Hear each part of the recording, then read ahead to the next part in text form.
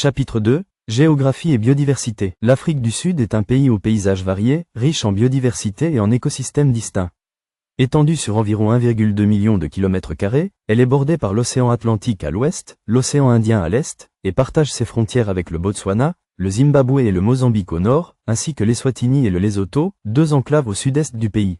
Dans ce chapitre, nous explorerons les différentes régions géographiques de l'Afrique du Sud et la richesse de sa biodiversité, qui attire des chercheurs, des naturalistes et des touristes du monde entier.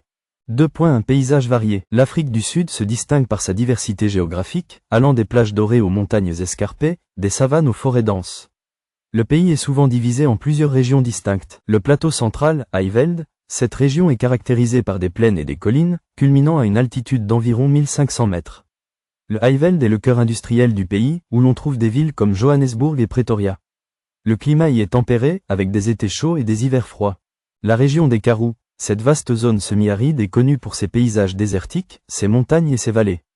Le Karoo abrite des espèces uniques de plantes et d'animaux adaptés à des conditions difficiles. C'est également une région riche en fossiles, témoignant de l'histoire géologique complexe de l'Afrique du Sud. Les montagnes du Drakensberg, ces montagnes majestueuses, qui s'étendent sur environ 1000 km, sont les plus hautes d'Afrique du Sud. Elles offrent des paysages à couper le souffle et sont un lieu de randonnée prisé. Les Drakensberg sont également le foyer de nombreuses espèces endémiques, y compris des oiseaux rares comme l'aigle des montagnes. La côte et les plages, l'Afrique du Sud possède certaines des plus belles plages du monde, notamment celles de la Garden Route, qui s'étendent le long de l'océan Indien. Ces zones côtières sont idéales pour les activités nautiques, la baignade et l'observation des baleines, attirant des touristes du monde entier. 2. Écosystèmes uniques. L'Afrique du Sud est exceptionnellement riche en biodiversité, abritant une variété d'écosystèmes allant des savanes au Fibo, une végétation unique que l'on trouve principalement dans la région du Cap. Le Fibo, cette région est célèbre pour ses plantes à fleurs, dont de nombreuses espèces sont endémiques. Le Fibo est classé comme l'un des 6 royaumes floraux du monde et est reconnu pour sa richesse en biodiversité.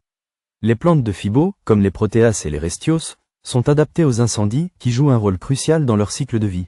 Les savanes et les parcs nationaux. Les savanes sud-africaines, telles que celle du parc national Kruger, sont peuplées d'une faune incroyable, offrant une expérience de safari inoubliable.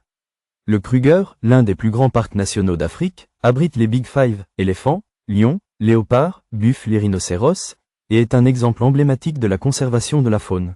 Les forêts et les zones humides. Bien que moins étendues que d'autres écosystèmes, les forêts côtières et les zones humides de l'Afrique du Sud, comme celle de la province du KwaZulu-Natal, sont cruciales pour la biodiversité. Elles fournissent un habitat pour de nombreuses espèces d'oiseaux, de reptiles et de mammifères. 2. Les parcs nationaux. Les parcs nationaux d'Afrique du Sud jouent un rôle essentiel dans la protection de la biodiversité et la promotion du tourisme durable. Le pays compte 19 parcs nationaux, chacun ayant ses propres caractéristiques et écosystèmes. Parc national Kruger. S'étendant sur près de 20 000 km², le Kruger est un modèle de conservation.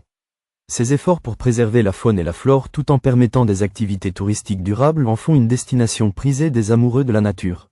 Parc national Ado Elephant, situé près de Port Elizabeth, ce parc est célèbre pour sa population d'éléphants et ses paysages variés, qui vont des forêts aux zones humides. Ado est un excellent exemple de la façon dont la conservation peut être intégrée au développement local. Parc national Table Mountain, domine Capton, ce parc offre des panoramas spectaculaires et une biodiversité unique. La montagne elle-même est un site du patrimoine mondial de l'UNESCO, et ses sentiers de randonnée attirent des millions de visiteurs chaque année. Conclusion du chapitre 2. La géographie de l'Afrique du Sud, avec ses paysages variés et sa biodiversité exceptionnelle, constitue un atout majeur pour le pays. Les efforts de conservation et de protection de la nature sont essentiels pour préserver ses richesses pour les générations futures. Alors que l'Afrique du Sud continue de faire face à des défis environnementaux, tels que le changement climatique et la perte de biodiversité, la sensibilisation et l'éducation sont cruciales pour garantir la durabilité de ces écosystèmes.